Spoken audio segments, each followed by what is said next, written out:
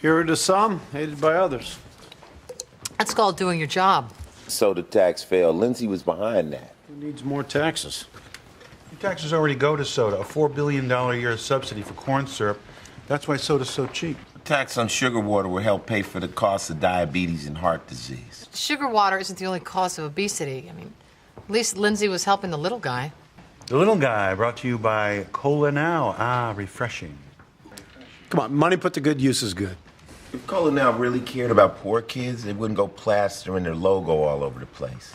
Well, maybe Lindsay knew deep down that she was doing the devil's work, so she went back to using drugs. Yeah, except the tox screen came back negative. But it only tests popular drugs. Cocaine, meth, X. PCP isn't on the standard screen anymore. So, people are jumping off bridges thinking they can fly. Okay, so maybe she thought she could breathe underwater.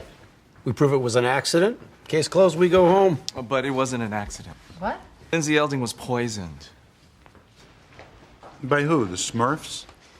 Warner found mushrooms in Lindsay's guts, ran the DNA, and ID'd 4 species from South America. That's not something you get at your local grocer. I hope not.